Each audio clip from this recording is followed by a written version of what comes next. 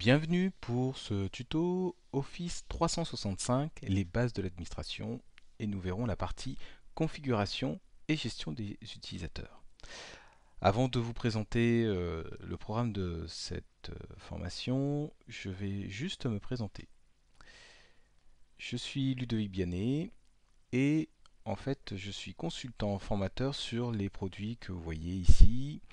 Donc maintenant c'est réseau informatique, ça a pour but d'aider des personnes qui se débrouillent avec l'outil informatique ou qui savent utiliser facilement un ordinateur, à faire la maintenance et à mettre en réseau leur PC. Je fais des formations sous SharePoint ou Office 365, les outils collaboratifs de Microsoft, et également pour un public un peu plus technique, des formations Windows 7, 8 et 10. Donc là, on apprend à non seulement dépanner, installer, configurer, mais aussi administrer les postes. Et pour finir, je suis formateur sur Office version 2007 à 2016. Je vous donne quelques références. Tout d'abord, mon LinkedIn, ça va vous permettre de connaître un petit peu mon parcours si vous le souhaitez. Également, vous avez mon compte Twitter pour voir par exemple les informations qui m'intéressent. Et puis j'ai créé un blog il y a un peu plus d'un an sur les outils collaboratifs de Microsoft. Ce blog a pour but vraiment de rester dans l'univers Microsoft où on voit par exemple à quoi ça sert Delve, comment partager avec OneDrive, quelques petites astuces sur SharePoint par exemple et même d'autres choses. Et je vous mets ici mon profil tuto.com pour voir mes différentes vidéos. Maintenant, on va passer au programme de cette formation à proprement parler. En fait, nous allons vous faire une petite présentation d'Office 365. On verra donc à quoi ça sert.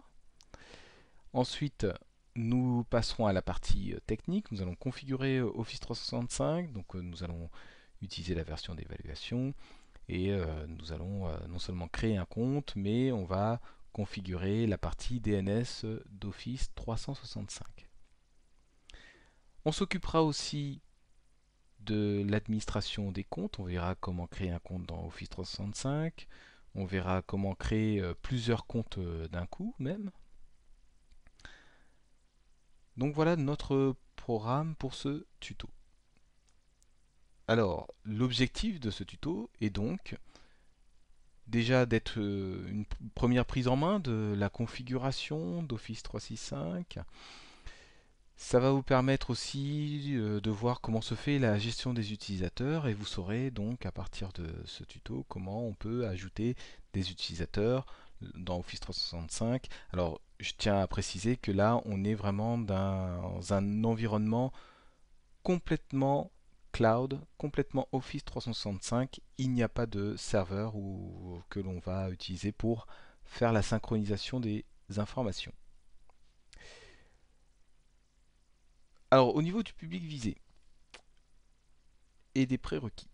Alors vous avez tout d'abord un premier type de public, c'est des techniciens ou administrateurs, donc tous ceux qui vont s'occuper de l'administration des comptes et de l'installation logicielle. Donc je dirais que c'est en niveau N1 ou N2 de l'administration.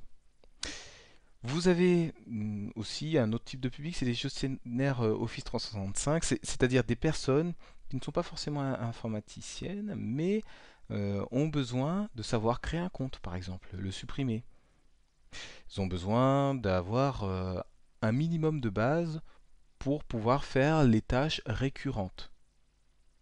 Donc ce tuto ne va pas aller dans le détail sur la configuration d'Office 365 et des composants SharePoint ou Exchange par exemple. Ça a aussi pour but de permettre aux utilisateurs d'Office 365 d'en savoir plus et de comprendre un petit peu comment cela fonctionne, toute la mécanique derrière ce qu'ils ont l'habitude d'utiliser. Et puis pour finir, un autre type de public, c'est ceux qui souhaitent en savoir plus sur Office 365, même s'ils ne l'utilisent pas, ou qui comptent l'utiliser et de voir un petit peu ce que permet de faire Office 365 et également peut-être de discerner les limites du produit. Et donc au niveau des prérequis, pour ceux qui sont techniciens et qui veulent aller plus loin, connaissance de base de l'administration Windows, Active Directory. Donc il faut un petit peu comprendre comment fonctionne l'ajout de compte si on veut pouvoir nous-mêmes le faire. Et également connaissance de base du service DNS qu'on a sur Internet. Donc ça c'est vraiment les connaissances de base. Toutefois, ce que j'ai essayé de faire dans ce tuto, c'est de permettre à des personnes qui ne sont pas forcément techniciennes de pouvoir être à l'aise sur les tâches vraiment récurrentes sur l'administration des comptes utilisateurs. C'est-à-dire attribuer une licence à un utilisateur, changer un rôle à un utilisateur, etc., etc. Et donc on reviendra plus en profondeur sur ce point. Donc je vous souhaite un bon tuto, j'espère que celui-ci vous sera très utile.